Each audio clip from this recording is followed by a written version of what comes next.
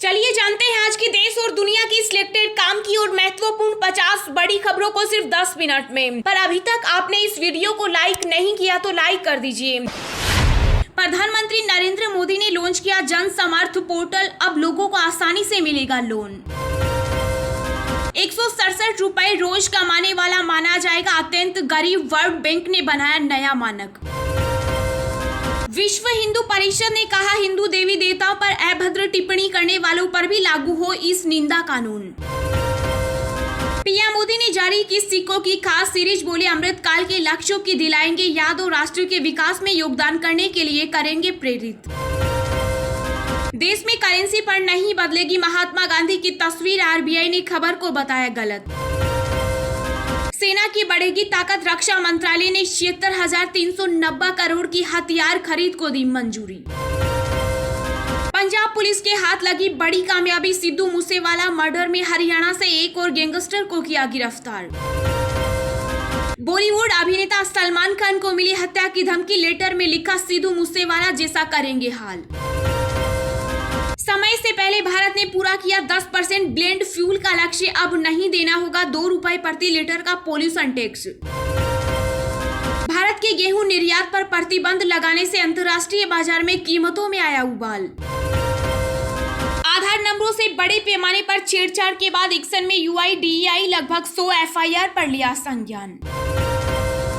800 करोड़ की अघोषित विदेशी संपत्ति के मामले में अनिल अंबानी के खिलाफ ब्लैक मनी एक्ट ऑर्डर का आदेश। कुतुब मीनार स्थित मस्जिद में नमाज पर लगी रहेगी रोक, हाईकोर्ट ने जल्द सुनवाई से किया इनकार।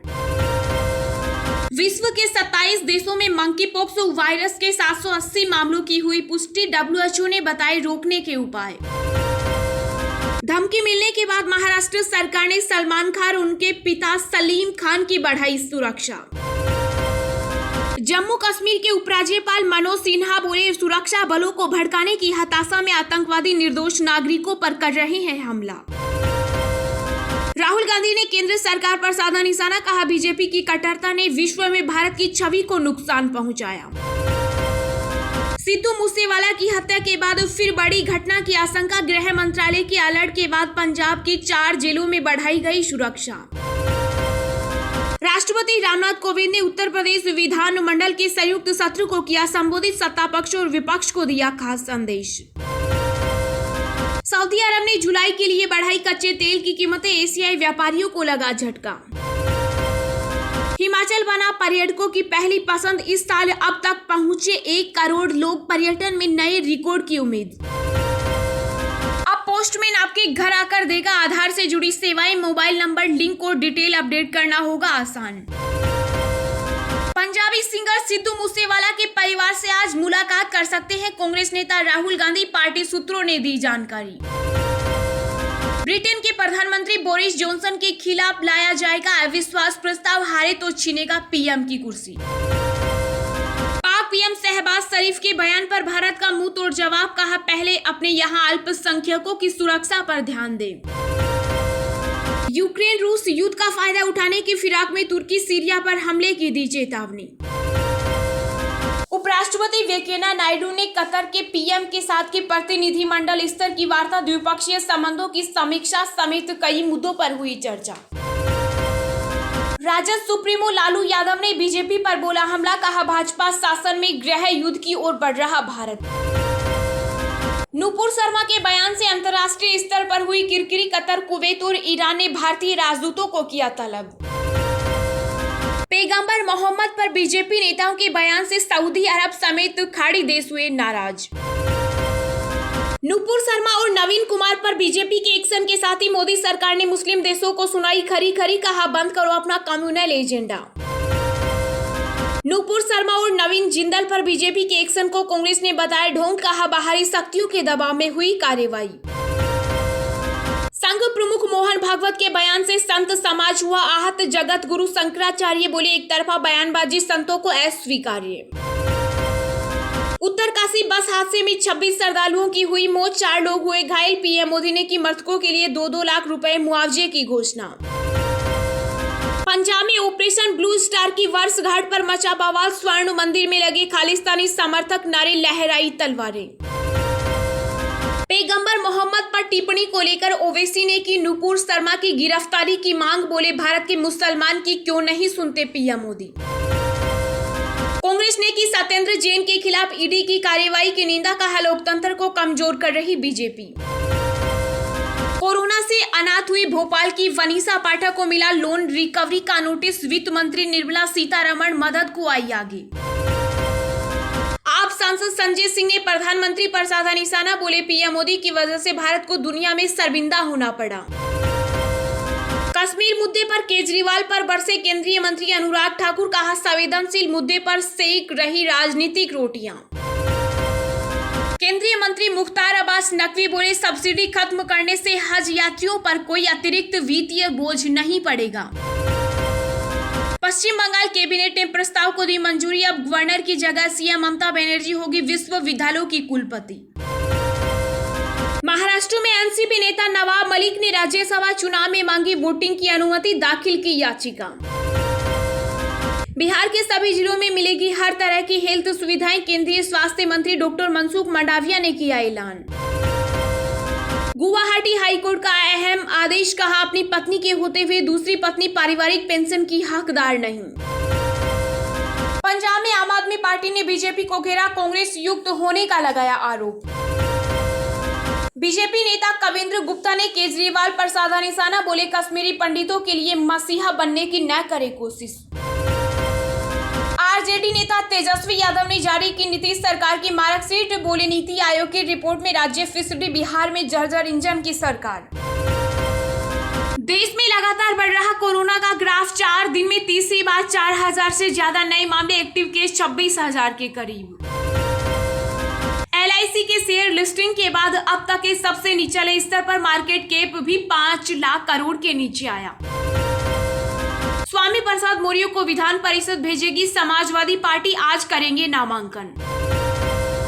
10 जून से शुरू होगा बंगाल विधानसभा का मानसून सत्र, शुभेंदु अधिकारी सहित बीजेपी के 5 निलंबित MLA करेंगे मॉक असेंबली का आयोजन। कर्नाटक में कोरोना के बढ़ते मामलों पर बोले सीएम बोम्मई, जल्द ही लेंगे उचित निर्णय। ऑनलाइन ट्रेन टिकट बुक करने वालों के लिए बड़ी खुशखबरी, अब 1 महीने में ले सकेंगे ज्यादा टिकट।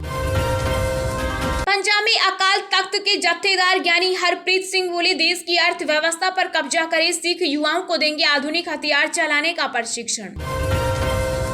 राजस्थान बोर्ड 12वीं आर्ट्स का रिजल्ट हुआ जारी, 96.33% विद्यार्थी हुए पास, छात्रों के मुकाबले छात्राएं रही आगे। नया स्मार्टफोन लॉन्च करने की तैयारी में ओप्पो 5G टेक्नोलॉजी के साथ मिलेगा 48 मेगापिक्सल का कैमरा। चलिए अब जानते हैं जो आम आदमी के काम की और फायदेमंद खबरें हैं उनको विस्तार से। पर इससे पहले अभी तक आपने इस वीडियो को लाइक नहीं किया तो लाइक कर दीजिए। प्रधानमंत्री नरेंद्र मोदी ने लॉन्च किया जन समर्थ पोर्टल, अब लोगों को आसानी से मिलेगा लोन। जी हां, प्रधानमंत्री नरेंद्र मोदी ने विज्ञान भवन में क्रेडिट से जुड़ी सरकारी योजनाओं के लिए राष्ट्रीय पोर्टल जन समर्थ पोर्टल की शुरुआत की। इस दौरान उन्होंने कहा कि यह पोर्टल न केवल छात्रों, उद्यमियों, व्यापारियों और किसानों के जीवन को आसान बनाएगा, बल्कि उनके सपनों को पूरा करने में भी मदद करेगा। यह पोर्टल युवाओं, मध्यम वर्ग के लिए end to end delivery platform के रूप में काम करेगा। पीएम ने कहा कि भारत ने पिछले 8 वर्षों में विभिन्न आयामों पर भी काम किया। इस अवधि के दौरान देश में जनता की भागीदारी बढ़ी और उन्होंने देश के विकास को गति दी है। वहीं पीएमओ ने कहा कि जन समर्थ पोर्टल सरकारी ऋण योजनाओं को जोड़ने वाला एक वन स्टॉप डिजिटल पोर्टल है, जो लाभार्थियों को सीधे ऋणदाताओं से जोड़ता है। इसका मुख्य उद्देश्य मार्गदर्शन और विभिन्न क्षेत्रों के समावेशी विकास और विकास को प्रोत्साहित करना है। यह पोर्टल सभी लिंक्ड योजनाओं का संपूर्ण कवरेज सुनिश्चित करता है, जो 13 क्रेडिट लिंक्ड सरकारी योजनाओं को एक मंच पर जोड़ता है। इसके माध्यम से लाभार्थी कुछ सरल चरणों में डिजिटल रूप से पात्रता की जांच कर सकते हैं, पात्र योजना के तहत ऑनलाइन आवेदन कर सकते हैं और डिजिटल अनुमोदन प्राप्त कर सकते हैं। अब पोस्टमैन आपके घर आकर देगा आधार से जुड़ी सेवाएं, मोबाइल नंबर, लिंक और डिटेल अपडेट करना होगा आसान। जी हां, आपके घर स्पीड पोस्ट लेकर आने वाला डाकिया अब आधार से जुड़ी सेवाएं भी देगा। UIDAI India post payment bank के 48,000 डाकियों को देश के सबसे दूर दराज के इलाकों में घर घर जाने के लिए ट्रेनिंग दे रहा है। डाकियों को लोगों के घर जाकर मोबाइल नंबर के साथ आधार लिंक करने, डिटेल अपडेट करने और बच्चों के पंजीकरण की ट्रेनिंग दी गई है। प्लान के दूसरे भाग में सभी 1,05,000 पोस्टल अफसरों को कवर किया जाएगा। प्लान को सुचारू तौर पर शुरू करने के लिए UIDAI डाकियों को जरूरी डिजिटल मदद जैसे डेस्कटॉप या लैपटॉप बेस्ड आधार किट देगा, जिससे वे आधार कार्ड धारकों की जरूरी डिटेल्स को अपडेट कर सकें। रिपोर्ट के मुताबिक अब तक अथॉरिटी ने IPPB पोस्टमैन के साथ टेबलेट और बच्चों के पंजीकरण के लिए मोबाइल बेस्ड किट का इस्तेमाल करके पायलट चलाया है। इसके बाद वे अब इसका इस्तेमाल करके उन्हें लैपटॉप या डेस्कटॉप की मदद से आधार डिटेल अपडेट करने में भी मदद करेंगे। डाकियों के अलावा UIDAI की योजना इलेक्ट्रॉनिक्स और सूचना प्रौद्योगिकी मंत्रालय के कॉमन सर्विस सेंटर के साथ मौजूदा समय में काम कर रही है। करीब 13,000 बैंक कर्मचारियों को शामिल करना है। इसके अलावा देश के 755 जिलों में आधार सेवा केंद्र खोलने की भी है। पीएम मोदी ने जारी की सिक्कों की खास सीरीज, बोली अमृतकाल के लक्ष्यों की दिलाएंगे याद और राष्ट्र के विकास में योगदान करने के लिए करेंगे प्रेरित। जी हां, प्रधानमंत्री नरेंद्र मोदी ने वित्त और कॉरपोरेट कार्य मंत्रालयों के आइकॉनिक वीक समारोह का उद्घाटन किया। इस दौरान पीएम मोदी ने कॉरपोरेट मंत्रालय के योगदान पर प्रकाश डाला। कार्यक्रम के दौरान आजादी के अमृत महोत्सव को समर्पित नए सिक्के लॉन्च किए गए। इसके तहत 1 रुपए से लेकर 20 रुपए तक के सिक्कों की स्पेशल सीरीज जारी की गई। ये स्पेशल सीरीज के सिक्के दृष्टिबाधित व्यक्तियों द्वारा आसानी से पहचाने जा सकेंगे। पीएम मोदी ने कहा कि ये सिक्के लगातार लोगों को अमृतकाल के लक्ष्यों की याद दिलाएंगे और उन्हें राष्ट्र के विकास में योगदान करने के लिए भी प्रेरित करेंगे। इस दौरान पीएम मोदी ने अपने संबोधन में कहा कि बीते वर्षों में वित्त मंत्रालय और कॉरपोरेट मंत्रालय ने अपने कार्यों के द्वारा सही समय पर सही निर्णयों के द्वारा अपनी एक पहचान बनाई है, एक बेहतरीन सफर तय किया है।